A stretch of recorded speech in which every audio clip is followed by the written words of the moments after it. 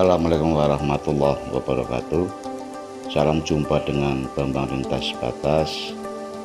Nikmati video-video suguhan dari kami untuk Anda semua.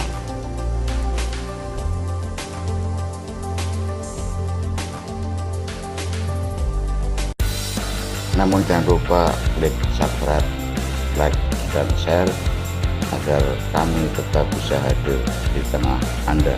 Terima kasih.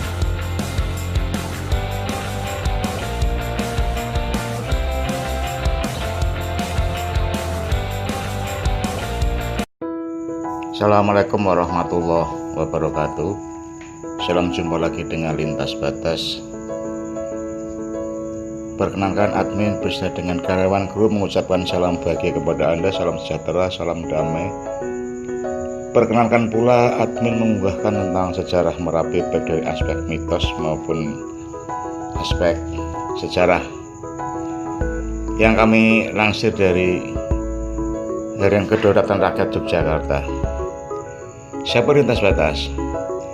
Gunung Merapi tidak hanya dikenal sebagai gunung yang mengusung keindahan alam dan aktivitas vulkaniknya, tetapi Gunung Merapi juga menyimpan banyak cita-cita mistis yang masih dipercaya oleh banyak masyarakat.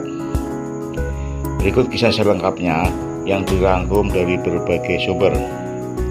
Sahabat Lintas Batas, menurut cerita dari kitab-kitab kuno bahwa Gunung Merapi awalnya bernama Jamur Dwipa dan terletak di Laut Selatan Jawa. Gunung ini sudah selalu menjulang tinggi dengan indahnya di pantai selatan dan dijaga oleh sepasang kakak beradik, seorang kakak beradik yang pandai membuat keris atau empu atau seorang pengrajin keris.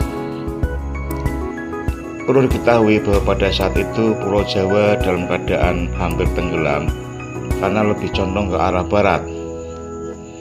Oleh karena itu para dewa pun kemudian berpikir keras dan berniat untuk mendirikan atau memindah salah satu gunung ke tengah Pulau Jawa supaya berimbang. Kemudian dipilihlah Jamur Dwipa yang berada di Laut Selatan untuk dipindah ke tengah-tengah Pulau Jawa atau yang sekarang di lokasi Gunung Merapi. Kemudian sayangnya bahwa para pengrajin penunggu dari Gunung Merapi tersebut belum selesai menyelesaikan kerisnya, sehingga meminta waktu untuk menunda pemindahan Jamur Dwipa tersebut. Tetapi hal itu ditolak oleh dewa. Kemudian dewa memaksa untuk memindahkan Jamur Dwipa ke lokasi Gunung Merapi.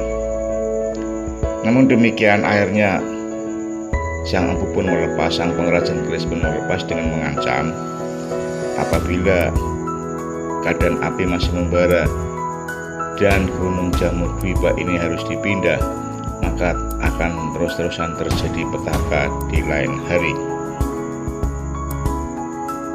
Sahabat Lintas Batas, lain lagi dengan dengan Tirto ID yang mengunggah masalah sejarah Gunung Merapi dari aspek bukan hanya mitologi, bukan legenda, tetapi dari aspek realita.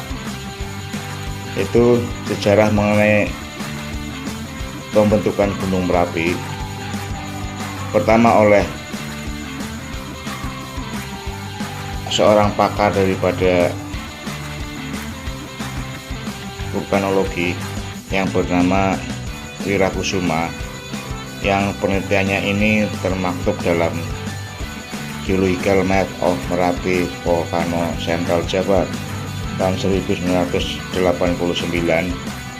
membagi Gunung Merapi dalam periodisasi sejarah, yaitu fase Merapi muda, fase Merapi menengah, dan fase Merapi tua.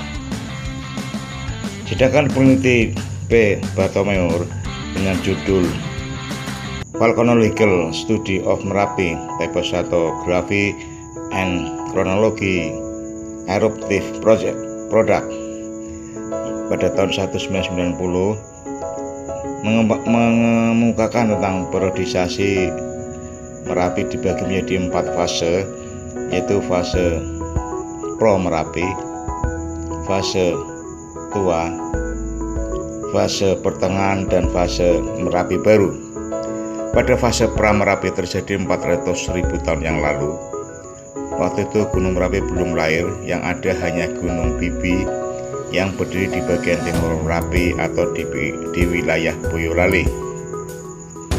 Kemudian sekitar 60.000 tahun silam, Gunung Bibi pun hancur lebur dan tumbuh gunung baru yang berdiri di sebelah barat dan masuk dalam periode Merapi Purba.